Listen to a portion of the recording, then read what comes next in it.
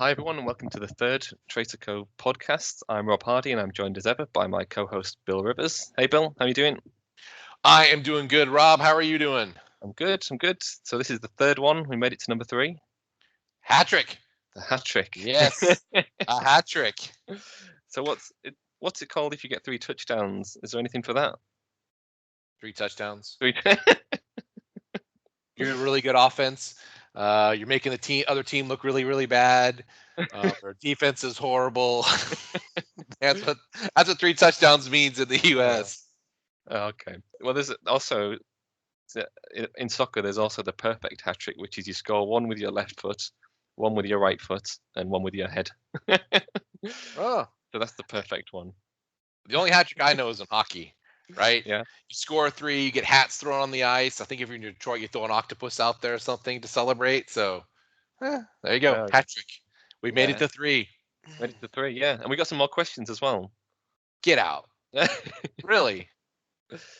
Yeah, we've got 2 more questions.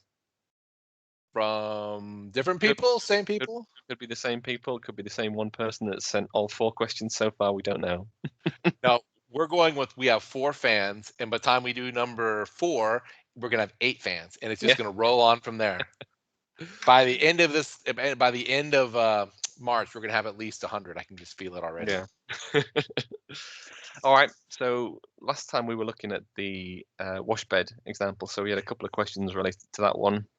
The first one was what process variables did they manipulate during the trial? So I think one of the first ones that they found had a sort of weak effect on the coking rate was the amount of wash oil that was used. So they had a low amount in the aggressive cycle, they had a high amount in the mild to reduce the coking rate. So that had a small effect on the coking rate. There was a few parameters that had no effect on the rate. So things like the charge rate, the flash zone temperature, the flash zone pressure all had no effect. But the one that was really had the biggest impact was the true overflash rate. And you can see a couple of graphs in the case study if you go back and look that show the correlation there between the increase in the bed density and the overflash rate. So I think those were the main ones. Anything to add on that one, Bill? No, you summed it up pretty nice. Yep. Cool. All right. Next one was we were talking last time about the crude unit, but can the techniques be applied to different units? And I guess we had a couple of different scans, didn't we? Had the sort of single pass scan. We also had the tomography type scans, but yeah, I don't know if you want to comment on use in different units and different areas of the refinery. Yeah, absolutely. When we go into a refinery, we have 3 different techniques when you want to scan your tower, right? We have a true scan, which is basically like a single pass. We go down through your active areas or actually any area where the customer feels they're having issues or problem, but mainly it's a one pass right through down your active area. We have the true grid, which we talked about in our first podcast, was basically 4 cords, which is primarily used on pack beds, and they scan straight down. And the last technique, which is strictly used on pack beds as well, is the through vision. That's our CAT scan technique, where we go in and the customer tells us and picks an elevation when they think they might have an issue or a problem. We set up a ring of detectors around that tower, and we take about a 3-inch slice of that tower and we represent it as a topographical kind of a map with colors. Yeah, great. Okay. And I guess, we'll cover a lot more units as we go through the podcast series, and we'll look at the different types of scans and the different types of units that we deal with. So yeah, we'll go into that in a lot more detail. All right, let's move on to the topic we're going to look at today, which is troubleshooting of premature flooding. So I guess what we're talking about here is liquid accumulating in a column. The example we've got today is it's quite a big unit. It's a debutanizer, and it's got a bottom section of 22 pass trays. It's got a mid section of 11 one pass, and then an upper section of another 17. So it's quite a big unit, and I guess flooding in any one of these trays is going to start to cause an issue, isn't it? Oh yeah, absolutely. Yeah, and I think flooding is actually the most common cause of capacity limitation in a column. So it's a big issue, but I guess the thing to say at the start is that it's more of a symptom of something going wrong somewhere else. It's not the root cause, is it? It's something that presents itself, and then we need to look a bit deeper into what's going on. Yeah, and to your point about being a root cause, it could be just about anything. When you start having flooding, you could have a tray that's completely fouled. The more common things when we see flooding that happens on like sometimes they put too much, I guess, vapor in there, and they just put it too much hot. It's not enough vapor sometimes. If you have a foul tray and you put too much, that causes fouling really quickly. But the funniest things that I've always heard that some of our guys come back in the field was when we diagnose flooding inside of a tower is eh, months after a turnaround. The guys will come out, get called out because there's a flooding in one section of the tray, and they'll come out and they'll scan it and confirm, yep, you're right, there is flooding here. And then when they can't figure it out, the customers done all their techniques they can to alleviate the problem. They pop the top and they go inside, which you never want to do after a turnaround. Mm-hmm. And they come in, they come out with helmets, Yeah. slicker suits, iPhones, Mm. you name it, things that people just forget. They're working and they get past them with retraying a tower. They just forget they left equipment down there. And that's, a common thing that happens after a turnaround. Yeah. It causes flooding. Yeah. And I guess the real advantage of what we can do is we can identify exactly where the flooding is, can't we? And we can help to form a remediation strategy that doesn't involve a shutdown or going in there. Yeah, absolutely. All right.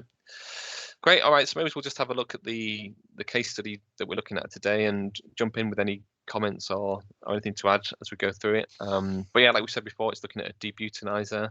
So it's got a couple of C4 plus feeds, one into the upper section, one into the mid. We've got the 3 distinct areas of different towers, different trays, sorry. But I think initially this was sort of flagged as a problem with flooding. There was a few things that presented themselves. So there was a rapid rise in the pressure drop. There was deterioration of the bottom product, which was the C5 plus product. There was deterioration of the overhead product, which was the C4 product. So there's a few things going on. There was a few problems presenting themselves. And I guess our task was to go in and to figure out exactly what was going on and where it was happening within the column, wasn't it? Yep. I guess one thing that was kind of unique to this tower was also that there was a polymerization inhibitor being used, and I think there'd been a history of polymerization fouling, so that was another factor to think about. But initially, I guess the thing to look at was, with the gamma scanning, was the possibility that there was damage to the trays. So that was the first thing we were looking at.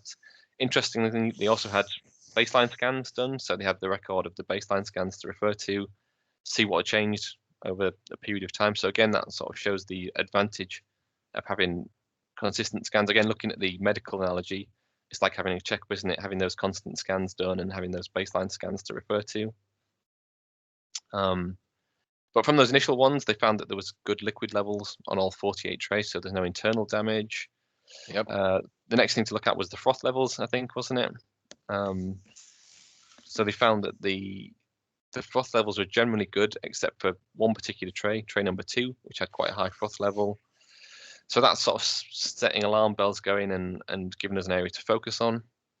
Again, like we said before, what we could then do was adjust the type of scan or adjust the scan lines to look exactly at what was going on in the downcomers around that area.